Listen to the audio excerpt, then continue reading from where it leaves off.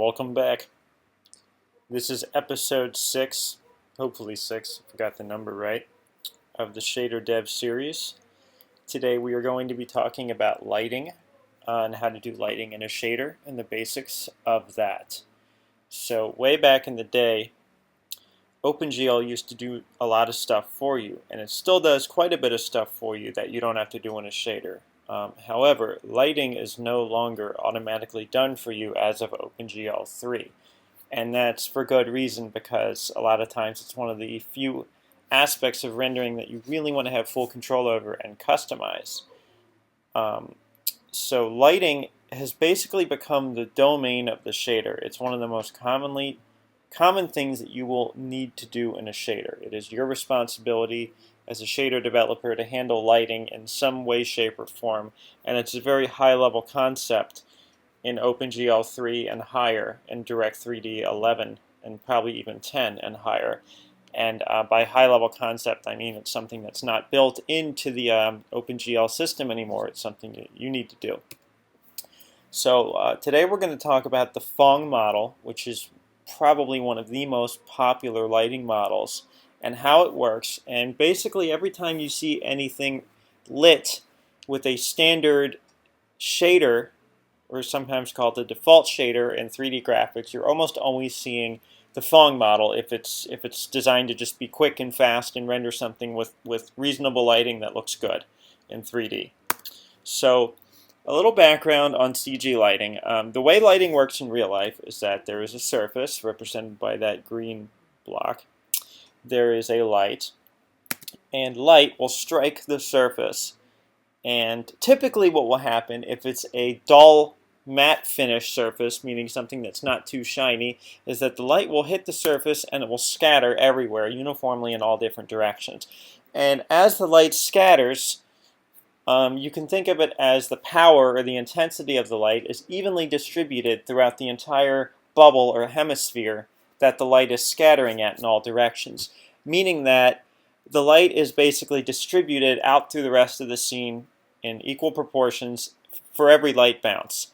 And this is kind of the basis of one of the concepts of realistic CG lighting, which is called ray tracing. However, simulating something like this when you want to shade a surface can be extremely slow if you're not careful. The more physically based or realistic your lighting model is, the slower it is to run it on a GPU. And video games need to run 60 frames per second, which means you need to render the scene in under a 60th of a second to have reasonable performance. So, this concept of light scattering everywhere is called diffuse lighting. And the idea behind the Phong model is that they want to take something complex like this and represent it as simplistically as possible so that you can get a good result. Now, as I mentioned in the last video, the job or purpose of a fragment shader or pixel shader is to compute the color of one pixel, or basically the color of a point on the surface. So you can think of right where that light is striking, you want to compute the color of that light, or of that surface at that position. So talking more about diffuse lighting before I get too far ahead of myself, the further the surface tilts away from the light, the less power the surface receives from the light, because the light is striking the surface at more and more of a grazing angle. It's reflecting less of the full brunt of the force of the light, and therefore there's less power or less light to distribute around. It goes the other way around. If the light strikes the surface dead on, it gets almost all of the light's power, and it has much more brightness or light intensity to spread around. So the way we handle this in Phong, because we don't want to deal with hemispheres and integrals and light intensity, over the hemisphere. We just don't want to deal with that. We simulate diffuse lighting by using a couple pieces of information which are easily available to us in a shader. One of those is the vector from the surface to the light, which is basically that same vector I had before but just flipped around. So now we have a vector from a point on the surface to the light called L, and the familiar normal vector, which is just the perpendicular to the surface, which is also available to the shader. If we have those two vectors, we will find that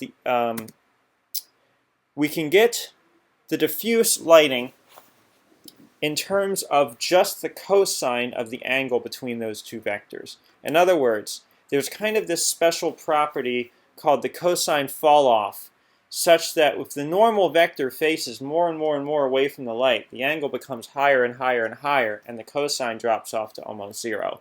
This stupid little concept, this one-liner little model, has proven to be very robust for simulating very quickly and very efficiently diffuse lighting on the surface. It gets even better too. If we define that the diffuse power at a point on the surface is equal to the cosine of the angle between the two vectors, you'll remember from a video before that I said that the angle between two vectors was the inverse cosine of the dot product between those two normalized vectors. In other words, n dot L. Well, you'll see then, if we take the cosine of theta, but theta is the inverse cosine, we're taking the cosine of the inverse cosine, which means we can cancel those out. And d, the diffuse lighting power at a point on the surface, is just the normal vector dot the vector to the light, or n dot L. That's it. You can forget about those other two more scary or complicated, not so much, but still looking things. I love it when Keynote screws up. It's fantastic. As I was saying, n dot L is the diffuse lighting component of at a point on the surface. So it's very simple. You just take n dot L and you have it. So that's diffuse lighting. Specular lighting is a little more different. Specular lighting is a fancy way of saying extremely shiny surfaces, meaning that instead of the light striking the surface and scattering everywhere, you can think of it as an extremely smooth or shiny surface, almost like a mirror, such that most of the bounces of light reflect almost perfectly in the opposite direction. And if you were to think of it as the vector shooting off the surface, there's a little bit of scatter, but they're almost all going in the same direction.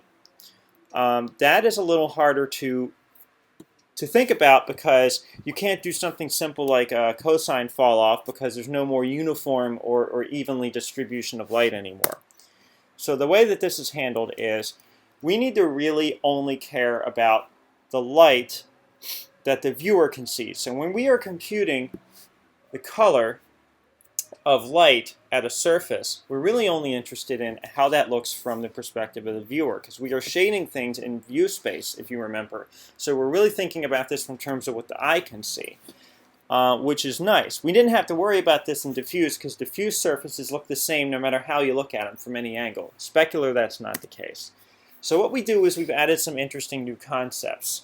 One of them is we still have L, which is the vector from the to the light from the point on the surface. We've added a new vector called I, which is the vector towards the viewer.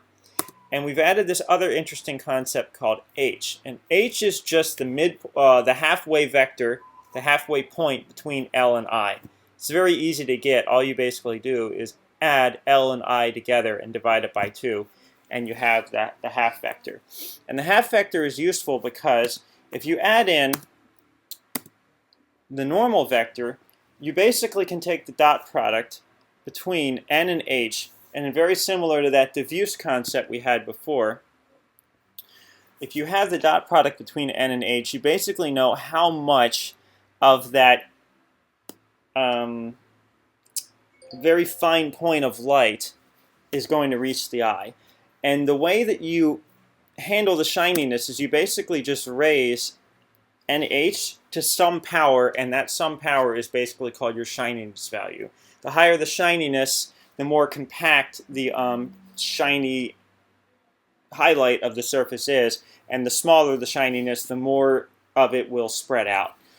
So basically that's how you compute specular in the shader. It's just n dot h raised to the power of shininess, or POW NH comma shininess if you're writing GLSL code. A little more complicated than diffuse, but not too bad. Still way fast enough to be computed in even a fragment shader. All right, so suppose we have this scenario. Suppose we have light strikes the surface, bounces, one of the bounces, I'm not showing them all, of the diffuse light, just one, goes up and hits another surface up top. And then one of the bounces of that light, as it gets weaker each time, strikes the eye. Now you'll notice The surface on the top is not directly struck by the light. It actually can't be seen by the light. However, because in the real world light bounces all over the place many times, that surface should still get some light because the light will actually bounce many times around, and a couple of those bounces are going to hit that. That's what we use or refer to in the Phong model simply as just ambient lighting. It's basically the way we handle global illumination, which is a fancy word for multiple light bounces in the scene. What we do is basically say that anything that the light can't see directly is going to be handled by an ambient lighting term. And it's really simple mathematically. We just use a constant. So A. Ambient lighting is basically equal to some number, some power that we add to everything in the scene. And that's ambient lighting. It's really simple. Emissive lighting is almost the exact same concept. However, emissive lighting is basically, you can think of it almost like a hack. Someone just threw this in there in cases where they want things to be brighter than they would normally be in the Phong model, like that white block, where basically they're saying this thing emits light on its own somehow, even though it doesn't reflect off other surfaces. It's basically just E. So we add in an E component just like we did with ambient lighting, except this one doesn't have anything to do with light bouncing around. It just says this thing's brighter than it would normally be. Add in E. That's emissive lighting. And those four components make up the Phong model lighting, or the Phong lighting model. So the final power, the final intensity of light at a surface is basically equal to all those things I just showed you added up together. Diffuse plus specular plus ambient plus emissive. A little bit more involved if you want to have per material properties and per light properties. The way it would look in GLSL, assuming you had computed all these things already, the light color would be equal to the diffuse, which is D times material diffuse times light diffuse plus specular, S times material dot specular times light dot specular plus same thing with ambient. And then of course light doesn't have any emissive, it's a material property, so we just add material dot emissive to the end. That's basically it. One thing I want to say real quickly here is that when you multiply colors together, this takes a while to think about when you haven't done OpenGL programming or shader programming before. Multiplying things together basically is a color, it's a color equivalent of modulating or darkening things. So basically if you have two colors and one's very dark and one's very bright and you multiply them, the darkest color will always win. For example, any color multiplied by black is black.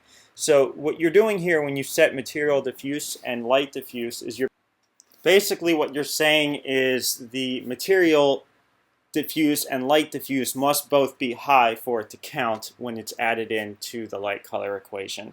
The only other thing I wanted to mention here is that D and S and I screwed up here. Should be an A. D and S and A here are basically fail on my part today. D and S and A here can be normal floats. They can be regular scalars. But since we are doing everything in terms of color, diffuse, the properties diffuse, spec, ambient, and emissive in the actual final color, or the RG, they're all RGBA full scale colors. And that's because light for red light, green light, and blue light can be handled in a vector for you, and basically all the sums and multiplications are kind of done independently, and it all just kind of works. You don't have to care too much as long as you make sure you're using a vec4 as if you were using a regular float. Everything just kind of works out. Hope I didn't confuse you too much. What I'm going to go ahead and do here now is I'm going to start up Verto, and I'm going to pull up our original very simple shader that we had before. And I'm going to edit it, and I'm going to attempt on the fly to see how much of this stuff I actually got memorized to implement a very basic Phong model just right now.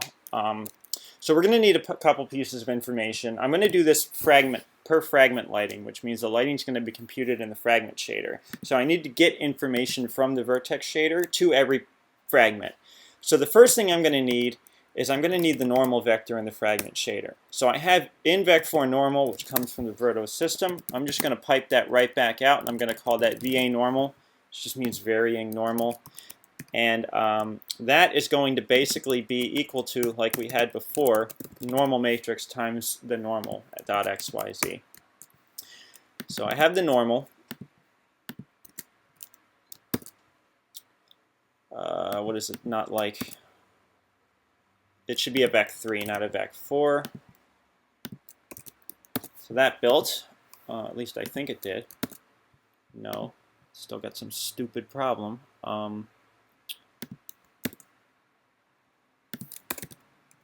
Whoops. Okay.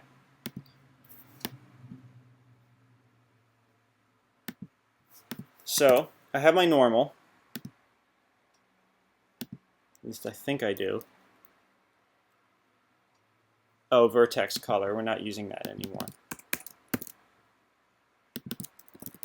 Just get this thing to shut up for a second. Okay.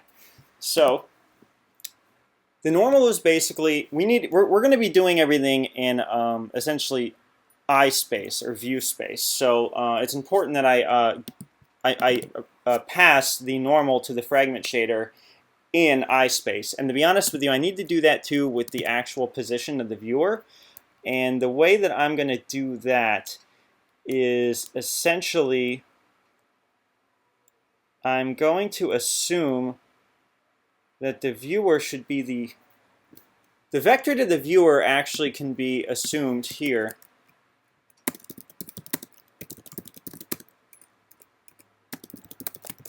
to just be 1. Because we're looking down the negative z-axis, so back towards us would be essentially 1. So we have the I vector. We have VA normal. We also are going to need a vector to the light, remember? So the vector to the light, we're going to assume that the light is shining dead on the surface for this quick example. So basically I'm just going to call this light vec. And I'm going to set this to be equal to the opposite, which is -1. And that's the light vec. Now real quickly I'm going to do the easiest one there is, which is basically diffuse.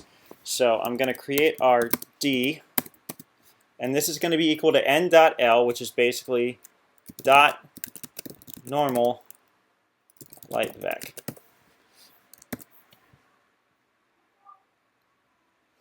These should really be vec 3s. I don't care too much. I don't need the fourth component for these because I'm not transforming these anymore.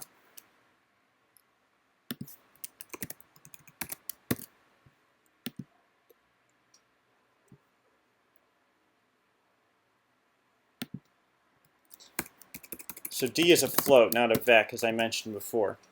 So now we have our diffuse power. What we need is our material color. I'm going to make these constant up here for now. So diffuse color, I'm just going to use blue. I always put alpha as 1 for that last part. So now we have diffuse color. So if I did this right, the idea is that basically if I set the final color D times diffuse color, I'm assuming that the light is fully shining bright, 1, 1, 1, 1. So I'm leaving that out. And basically I should just be able to set color here. And of course I get black because this is a video tutorial and something always goes wrong. One thing I definitely want to do is only use the XYZ here and keep alpha 1. So let's just check through and make sure I did everything right. Definitely right to have the normal matrix in here. The light vector being 0, 0, -1, I believe is right, but if I flip it, let me... Okay, so for some reason I got my light vectors flipped here.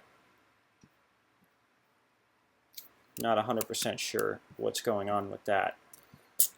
I'm looking down the negative z-axis, so the vector... Oh yeah, the vector to the light should be +1. Otherwise, I had it on the wrong side. That's right. So that's basically your normal diffuse lighting term. So basically, no matter how we look at the surface, we have diffuse lighting here. If I add in another one and apply my shader to it,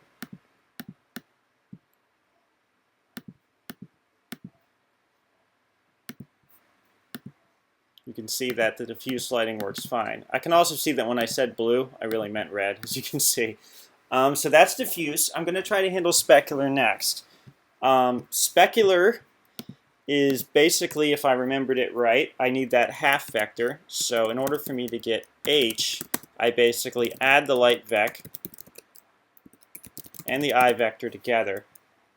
And a little trick is, instead of dividing by 2, it actually might be more efficient to just use normalize, which normalizes the length for me. And then I take S equals to pow H times a constant shininess. I'm going to go ahead and say the shininess here is 64.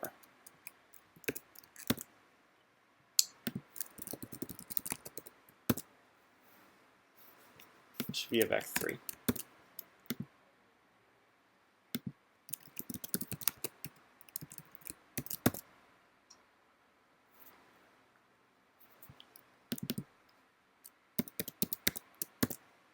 Okay. I actually don't think I need this here. Well, apparently I do. So now that I have S, basically what I do is I add it into the lighting equation. So I just do S times specular color. And my surface specular color here is all white.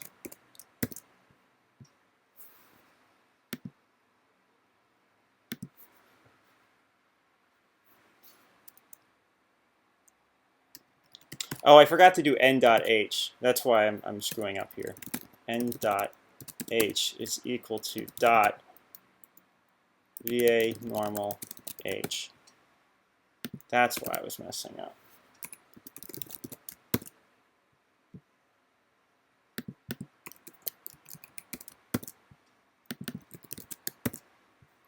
So as you can see, now we have a shininess. It's kind of hard to see, but you can see it ringing around the torus and here in the on the sphere.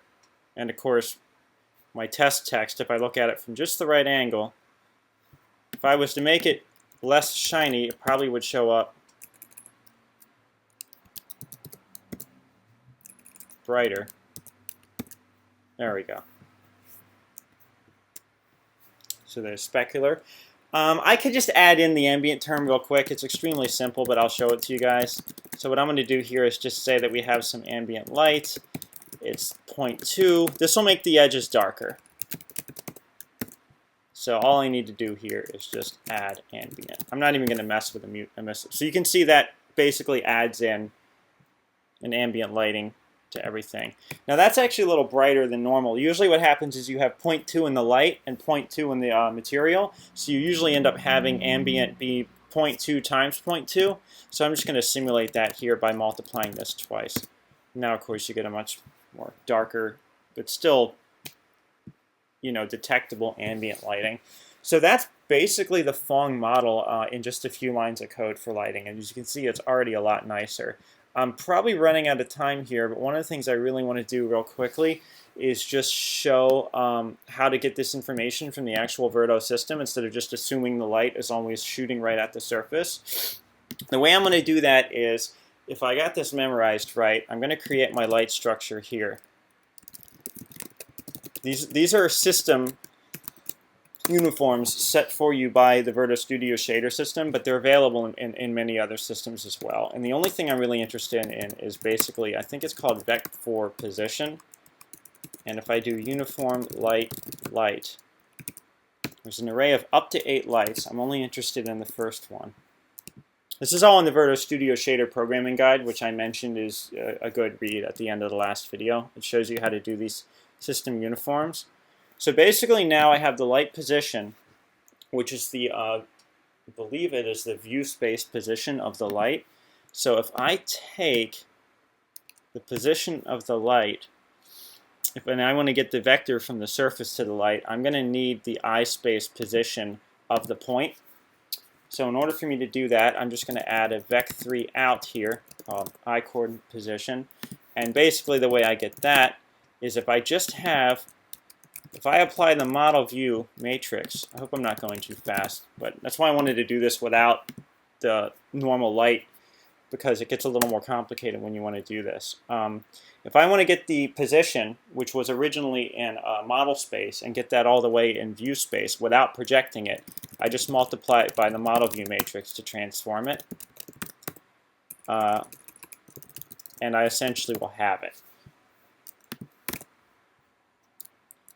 So now I have EC posts. Output that from the vertex shader, input it into the fragment shader. There's EC posts. And now, if I want to get the vector from the surface to the light, all I should have to do, instead of hard coding it here, I should just be able to do, that's IVEC, that is wrong. Vec3 light vec is equal to point on the surface, light's 0 position minus. I believe this is a vec4. Treating this as a point light, so I only want the swizzle for x, y, z. All right, sort of working. If I move the light, it should affect this. There seems to be an issue with the shininess here, so I'm going to go ahead and set S to 0 one sec just to make sure this isn't the problem. No.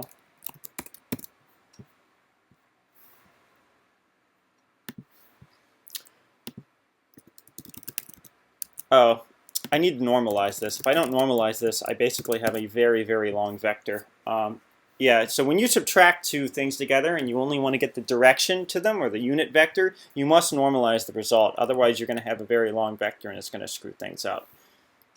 So now, as you can see, my lighting system, or my Phong model that I've coded up real quickly here, actually uses the light from the Verto Studio system, which is a really neat way for you to test your shaders.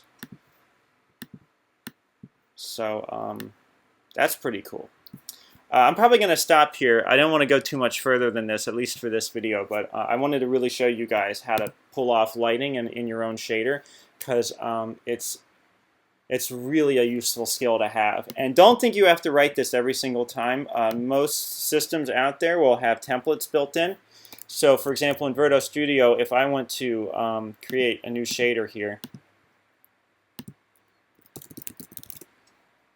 and I hit load from template, I can pick any of these templates to start with. And if I pick basic lighting, that's basically what we started with. It's that lighting, just the diffuse part, n.vp, which is the n.l, already there for you. And if I do full lighting, I get something that actually uses all the material properties from the Verto system and all the light properties from the Verto system, and basically it honors all the settings that are set in the material dialog. You know, like diffuse, highlight, emissive, all that stuff is basically there for you. And they're much nicer quality because the computations, you know, are done with care. So that's basically it. That's lighting and how to do it in modern OpenGL shading language. And we've come very far. So another video coming soon. Thanks for watching.